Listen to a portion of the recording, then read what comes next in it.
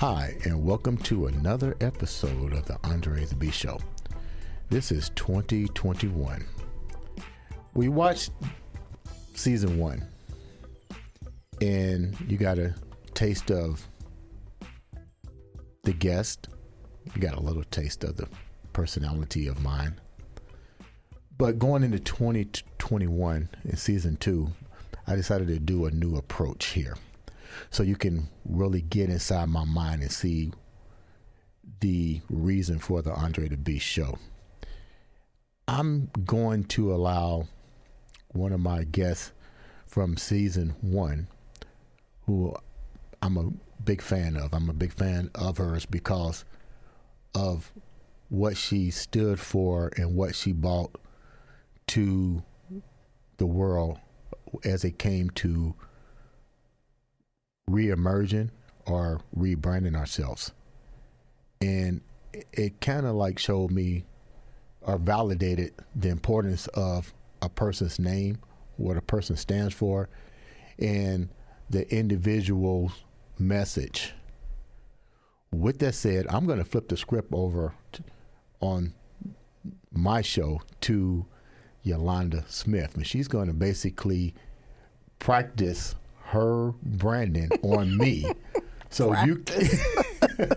so the viewers can get an idea exactly of who Andre the Beast Crayton actually is. Yolanda, welcome. You should be welcoming me down. Let's flip the script. Andre, welcome to the show. Thank you for having me. Yeah, thanks for letting me be here.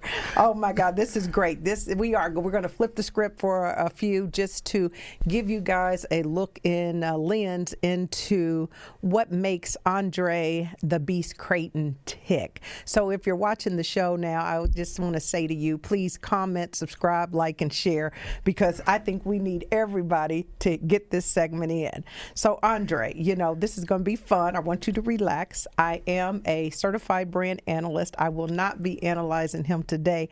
However, we will get a little bit into him. So why the hell am I shaking? Because you don't know what I'm going to ask. I'm going to ask. So let's start here. We're just going to learn a little bit about you and maybe just a little bit about your story, because branding is all about being able to share your story so that people can get to know you, feel like, they can connect and understand your story. So tell us a little bit about how you grew up. Man, I grew up in not a single family home, but my mother raised me. I had a stepfather. The first stepfather I had was a drug user. I remember walking in one time and seeing him in the bathroom with a needle in his arm. Didn't see a lot of abuse. I seen days where we would go to his, which even though he was my stepdad, his mother's house to get food, because I guess he would go to work and check off the money. My mom. My mom was really kind of kept that away from us. I had three sisters. My mom really sheltered me a lot. And you grew up where? I grew up here. I was born in Albany, Georgia, but I grew up here in Indianapolis. Okay.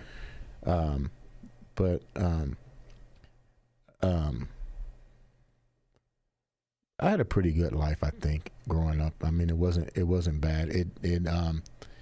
My mom left that relationship and met my other stepfather. She actually married him, had a son, my baby brother Darnell. Mm-hmm. He had some issues, I guess, like I guess most relationships, but it was pretty. Once again, my mom did a great job by not letting us see what lies behind the scenes. Yeah. So she protected you guys. Yeah. Then by the time I was kind of bad too, because I guess I didn't really have most guys, that role model type figure. And I acted out. Did you play sports? Not when I was real little, I didn't. Okay. I actually worked. I actually delivered newspapers, the Indianapolis Star and News, the morning and the evening. So I actually worked. And I remember a little bit of growing up. I acted out a lot, like got in fights.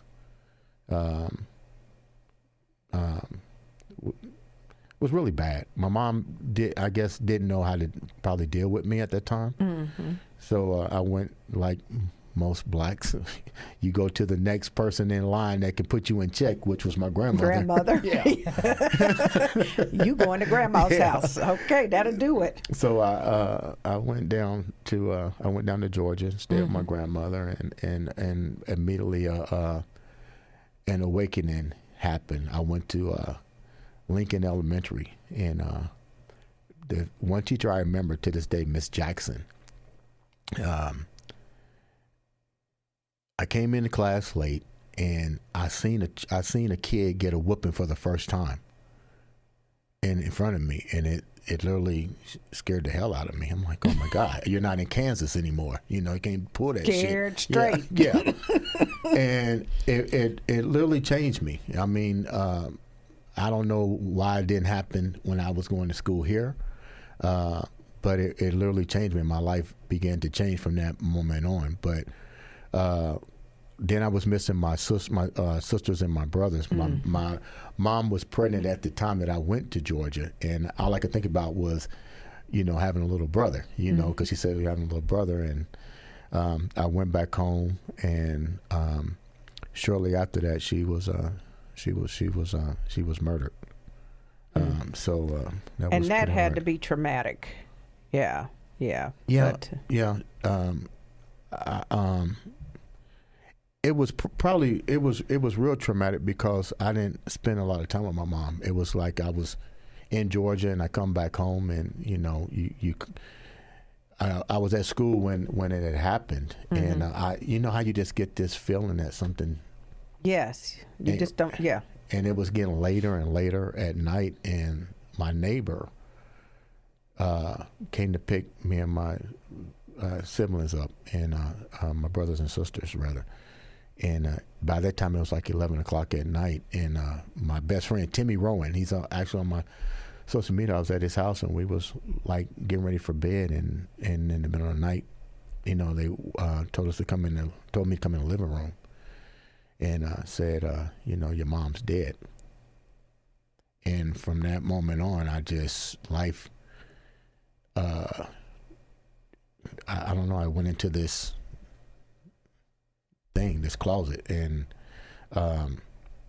I stayed there for years. And I wondered what the hell's, is going to happen to me. Yeah. I remember asking where my brother was. That was the first thing I asked, because he was not there. And they said he was safe. And at the age of 10 or 11, however old I was, you don't know what's about to happen. Yeah, that's hard to process. Hard to process. So I imagine then over the next couple years, you just had to really try to figure your way through some things. What was a turning point for you? You know what? I don't even believe there was really a turning point. It was more like you going back down south, and no disrespect to the South. I wasn't ready for the South, if that makes any sense. There was never a beautiful projection of the South. Because I still was in school, so they didn't project the South as a warm and inviting place to go. I'm coming from Indianapolis to a little small town, and I've always felt I was bigger than that small town, not in an arrogant way. Right. I just felt I had more to offer than what they were able to offer me, even as a young child. Mm-hmm. But still, the older I got, the more life became. I won't say so much a challenge. I became fearful of failure. Especially like during holidays when kids had Christmas and stuff like that. Right. That wasn't happening anymore because you're now living with your grandmother who on her way to retirement because she worked at Bob's Candy Company, and I'm at the age where I understand finances. Right. Somebody's got to take care of you now. That's right. And there's no money, so what we gonna do? Yeah. So you have to sacrifice, and some things you just don't have. Yeah. Yeah. So when you think about that, and time starts to pass, and you go into high school. When I got into high school, it was really funny because in the schools that I went to, you go from elementary to junior high to high school, so you bond a relationship with all these kids, and I really think the only thing I was concerned about was not failing. Now, when you say failing, do you mean like grades, or do you grades, mean like being liked, or? No, I was already popular, so I'm not surprised. Well, there you have it. It was so funny. My popularity came crazy. It came because I had a humongous afro. It was curly and it was like huge. And back then it was whoever had the biggest afro. Yeah. So it was like, I remember the Johnson brothers, they were twins. They had the afro, and I'm the new kid on the block, and you came in rocking it. I came in rocking. And within a matter of rocking it, it got shot down because my grandmother says, you're going to get a haircut. And we went to Mr. Thornburg. He was the barber. And I said, man, just, blah, blah, blah. He gave me a chili bowl. Oh, my God. I thought life was completely over. I didn't want to go to school. All my hair was cut off. Didn't want to be made fun of. Yeah. All I'm like, that. oh, my God. Yeah. And eventually I got over it. But by the time I got to high school, I think the change was now you're getting ready to become almost like an adult. Mm-hmm. The more I became closer to the age of 18, the more scared I got. Mm. Because there was nobody I can gravitate to. Like my dad was there, but he wasn't there emotionally. Yes. He was there money wise. Yes. He was great on that aspect. I mean, every summer, every Christmas, I was in Indianapolis, which I was fortunate to do that.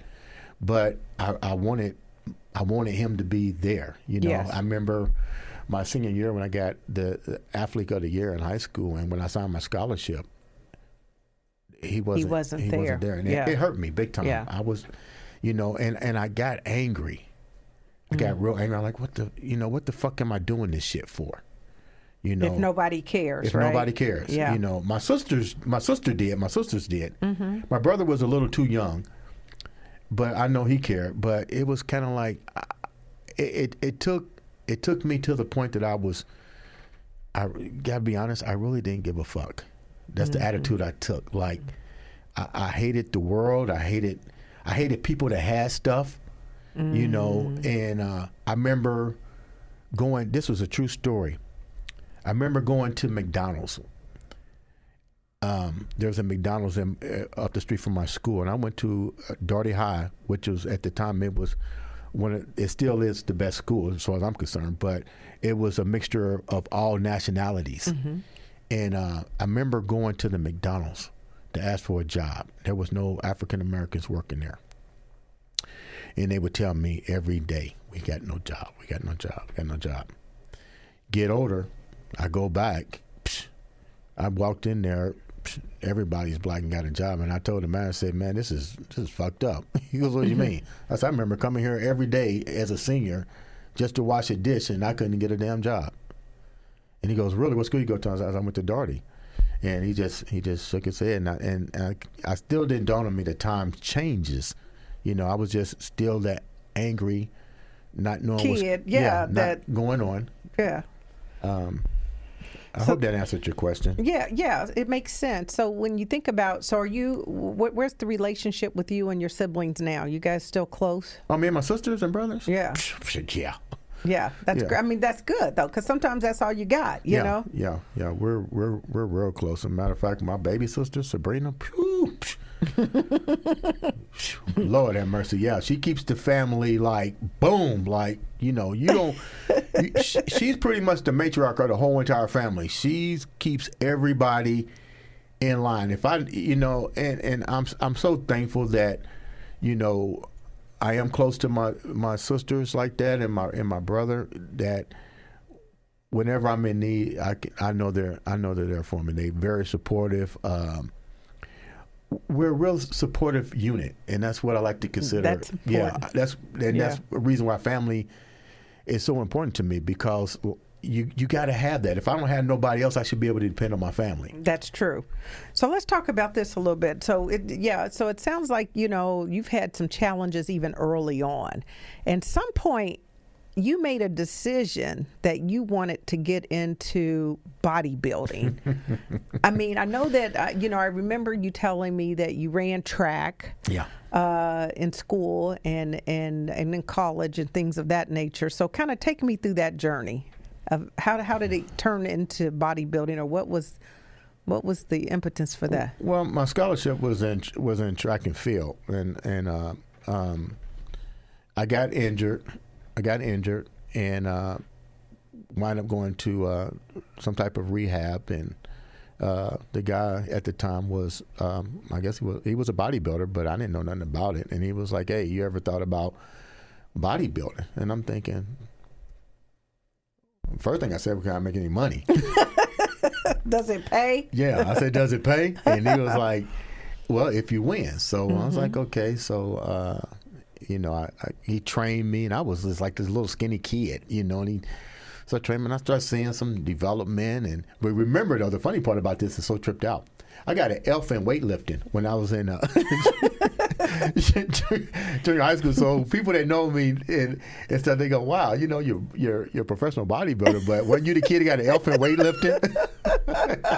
I'm like, "Yeah, I didn't work out because I was like totally intimidated with it." And so anyway, move forward. He was training me for this show, the Hoosier Classic Bodybuilding Championships, and I remember getting ready for the show, and we got there, and he didn't realize how hairy I was. He goes, "Oh my God, you got to like shave." I'm like, "What are you talking about?" So he runs the store. He literally just shaves me, put the oil on. I wound up placing 5th out of 15 guys. Okay. The aftermath was crazy. I remember it because I bumped up everywhere with razor bumps. So I was like, "I don't think this is for me." He's like, "No, I'll teach you how to do that later. So long story short, I actually did good in the sport. I was fortunate to turn pro. I turned pro a little bit differently than most individuals did. I knew that I couldn't. I knew I wasn't going to be able to make it financially as a professional bodybuilder, but I still needed the title to go along with that. Mm-hmm. But I was already kind of like marketing myself, not the sport. I market the athletes, the accolades that came with the sport, the titles, the win, the going from. I would do 30 shows a year. I would just get in my car and just drive the shows and do them. And I said, I asked the Lord, I was like, I want to win, but I'd rather place in the top 5. That way I know I've done my homework and stuff. And by the grace of God, He allowed that to happen all throughout my career. But there was a sports agent at the USA and at the North America. And when I got off the stage, he came up to me and he was like, "Hey, I'm a sports agent. I want to offer you a contract." I thought, what are you talking about? This is bodybuilding. And he was like, "No, I'm an agent and I'm getting ready to branch over into bodybuilding. And I've been following your career. You've been going from state to state to state. And I like the way you market yourself. And I want you to be my first client." I was like, "Okay." So I got off the stage. He went to the Notary Public, signed my contract, and boom. And next thing I know, he had like 20 more guys under there, and that's how I got my professional card. That's how you got your professional card. Yeah. Wow. Well, talk about some of your accomplishments. Okay, I know it. Okay, this is the part of personal branding. Let me interject. Okay, I got to let you know. Yeah. So, in personal branding, what we try to do is get people to really tell their story and to talk about their superpowers. So the fact that you became a professional bodybuilder means this became your superpower at that point. That's the thing that you're good at and can do better than most people.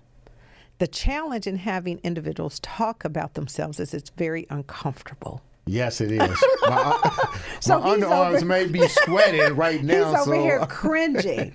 But the more we can do that, the more we have the opportunity to increase our visibility and recognition for the things that we do well. Now, he's transitioned from this, and we're going to get to that. But at this point in that life, you were on top of your game. Yeah. Yeah. So at least just give us a couple. I mean, I saw the trophy, so if I have to say it, I'll say it. But you have won something. I won Mr. Indiana, Mr. Indianapolis, Mr. Natural, Muscle Mania. These are in my weight class division, so not all the time overalls, but was always ranked in the top in the lightweight, the bantamweight, the middleweight division. I've competed all over the world. I mean, it was clearly unheard of for a bodybuilder to do 30 plus shows a year. But I was determined to make sure that my name was out there. And not just out there, but actually to show up and somebody say, oh, damn, this motherfucker's going to do some shit. Or we heard them because they didn't have like the only way you got exposure was you went to the shows where people saw you, or you was fortunate enough to get in magazines. Yeah, because you didn't have Twitter and Facebook and all this. Right. No social media yet. Yeah. So I just start really just branding myself. But the good part about Indiana, and I got to give Indiana their props. I remember somebody said, you'll never get notoriety in this city. Nobody wants to hear about bodybuilding. I was like, really? I said, we're going to change that shit. So I made sure that I was able to put what I did to the public, to the public, because they needed to know I'm working just as hard as you go to work. That's right. And the Channel 13, Fox 59, Channel 8, Channel 6, they were very supportive with my careers. They gave me the notoriety on it. If I had a show that was big, the Indianapolis Recorder, the Star, they were really good about helping me meet my objective, which is letting the world know who I am. Right, and that bodybuilding is real. Yeah. So brings me to my next question, because when you think about the discipline that it takes to achieve the levels you have in bodybuilding, what did that do for you in terms of going back to remember you were very fearful, right? So at this point, you might feel fearful, but you're at least acting on it to put yourself out there. But what did that do to sort of change that trajectory, and how did it make you feel? I mean, when you applied that discipline and that commitment and you saw the results. Well, I mean, it was good, but people failed to realize let me put it another way. It made me feel good that I had the discipline to go out and do what I did. But then again, somebody says, how do you get on stage and pose with posing trunks on? But when you go to the beach, you always cover it up. That's your job. That's what I would say. That's my job. Yeah. I don't feel comfortable doing this when I'm out in public. Yeah. But then on top of that, it didn't empower me. It empowered me as far as my work, but it didn't empower me to address the trauma that I was still buried deep down inside of not being able to having your mom pass away at such a young age for just a lot of resentment that I was still harvesting. So I was the type of person I can go to work almost like a functioning alcoholic. I can go to work and be functional. And be good at it. And be good at it. But I wasn't able to be good at what was tormenting me deep down inside. Does that make sense? Yeah. But how did you address that?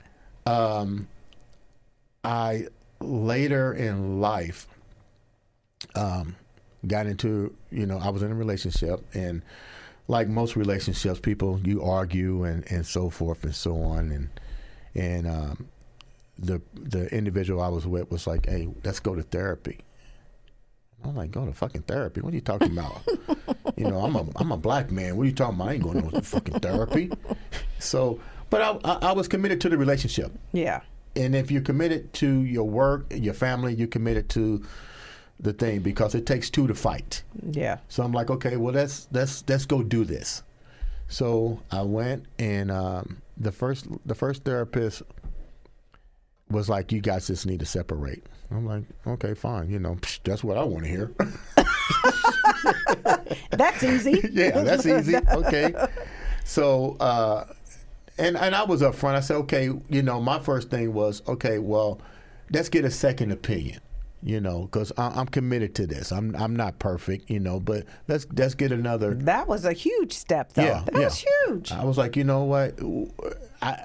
That was too quick of a response. Yeah. Let's go somewhere else. So we went to another therapist, and Dr. Ross Santa Maria, and he really showed me a lot and helped me a lot with what I was dealing with. But it wasn't until I met Steve Cooper that everything that I was dealing with was a result of childhood trauma. And he showed me the first step was to address it, and I was blaming myself for a lot of it. And it's funny. I think the biggest problem that I had at that time was I did not cry at my mother's funeral, and I don't know why. I remember going to the side of my grandmother's house, and I just started hitting myself. And I think it was probably because of the shock that my best friend, the one person that I could depend on, was no longer here. And you were very young. That was hard to process. Yeah. So that helped you. And then, it's a kind of followed your trajectory. So for those that you don't know, I've been knowing Andre a long time. So well, don't make it seem that long.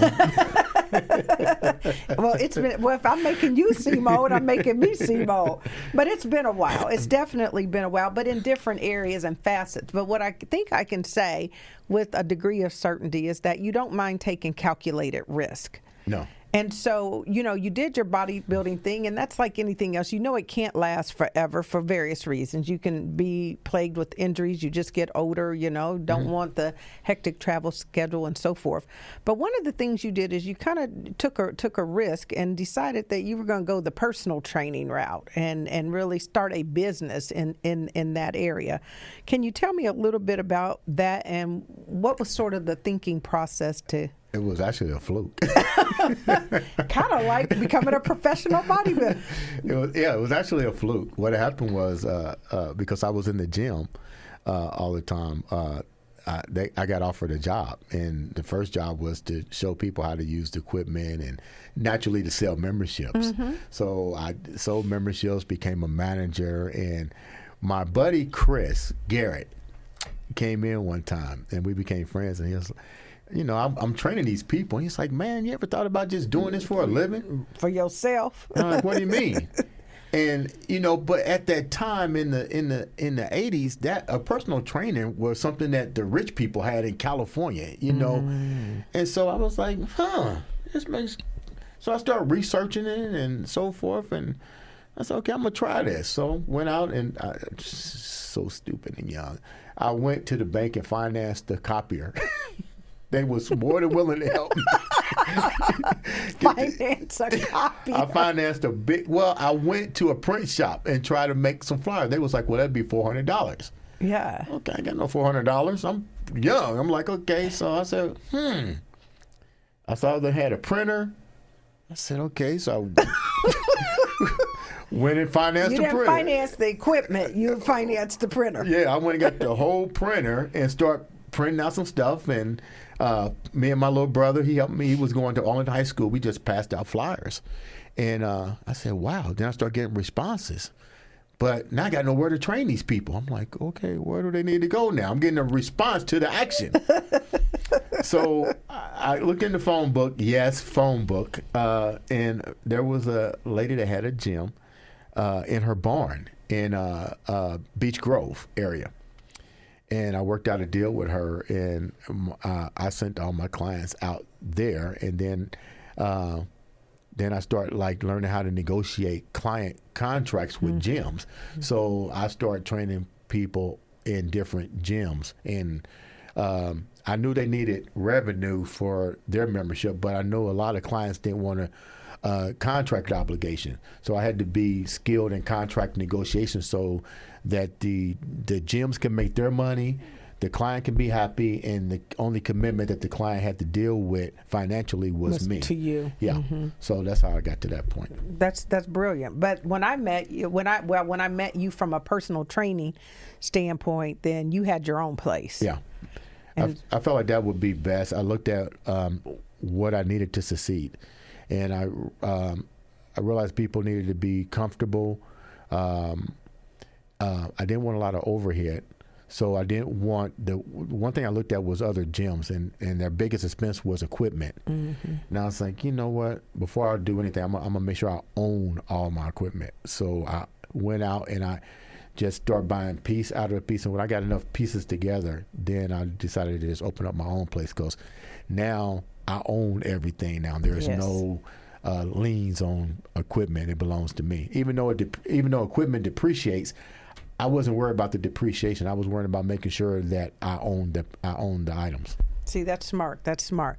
So, as we kind of wrap up this segment, one of the things I asked you was to give me your 6 words. And, why did you do that? And he didn't give them to me, so I'm going to let you off the hook. I'm going to let you off the hook. But what I do want you to give the audience, and if you're watching this, be sure to comment, like, subscribe, and share, guys, because this podcast is off the chain. I just love it. I believe in it. And we have great guests here. And but I would just want when you think about it, 2 things.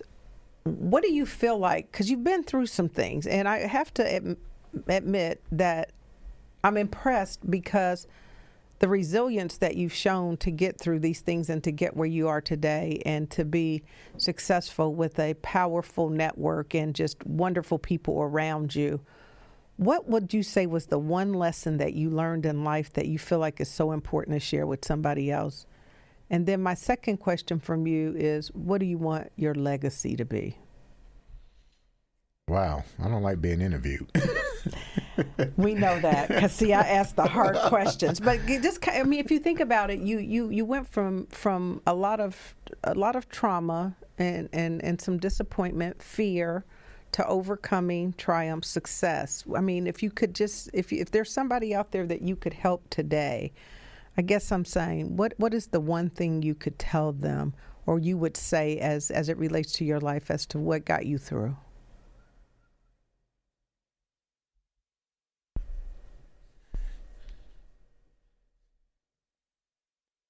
Okay, just take your time. It's okay. You just life's too short. Yeah. I really hate a bunch of conflict. I'll be honest. I think life's too short, and you just have to find a way to make the best out of what you got. And no dream is too small. If I'm pretty much a visualization. This may sound stupid, and I teach my clients this. If you envision something enough, it'll happen. You can manifest it. I believe that. And I'm gonna get you for this. Okay, I'm sorry. You can. You have to surround yourself with positive people. Sometimes you have to shake a tree. Sometimes you have to shake a tree. Some people that fall off, they fall off for a reason. And the ones that clearly stand by you, that believe in you and stuff, you always know that you're thankful for that. And I learned from my trials. I learned from my mistakes. And the biggest person I have to depend on to make sure that those mistakes and those trials and those visions happen and they continue to manifest is I have to believe in myself. When there's an obstacle in the way, if I can't go over it, I'm going around it. If I can't go around, I'm going under it. I don't believe in the word can't. And if I had to leave something for what I want to leave for people is I just want to touch one person. I don't do things to touch the masses. You know what I mean? Just like this podcast, you know, I'm constantly on there asking people to like, to subscribe. And it's not for ratings and viewing. So maybe it may not be the message you want to hear, but it might be a message for somebody else to hear. Yes, share the message. Share the message. I want to just be able to look at. I grew up without my dad was there, but we have a great bond right now. I love the hell out of my dad. I think he's the greatest thing in the world. My mom never talked bad about him, like I hear some people. You know, she never said nothing bad about him, and I love my stepmom. You know, I love my family. I'm just family. I preach that all the time to people. You know, do family get on my nerve? Hell yeah. But you know, but we wouldn't trade them for the world. Wouldn't trade them for the world. Wouldn't trade them. It is what it is. But I'm a grandfather, and when I look at my grandkids and they say Grandpa Beast, oh my God, it just melts that heart. It just, you know, it just melts you because they scream and they yell. And then I realized life is really precious because I'm a single father. My daughter, I'm the first African American to get full legal and sole custody of my daughter. And I remember her from here and, you know, raising her. Mm-hmm. And now I look at her, and where once I was this superhero, I realized that, you know what, that time has passed. You know, she's getting older. But I close my eyes and go, she's always going to remember the little things I did. And sometimes it's just about those little things. Absolutely. Absolutely. So, audience, I hope that you feel that you have gotten a glimpse into the life of Andre the Beast Crayton. Certainly, it has been a pleasure to do the interview. I know that I'm going to have to pay dearly for this, but I just invite you to continue to tune in to the other episodes. 2020 is off to a phenomenal start. And boy, have we got a lineup for you. So on that note, we will bid you a farewell. And again, this is the Andre the Beast Crayton show. And on the next episode, we're going to flip the script again, and I'm going to interview both of them. There you have it. There you have it.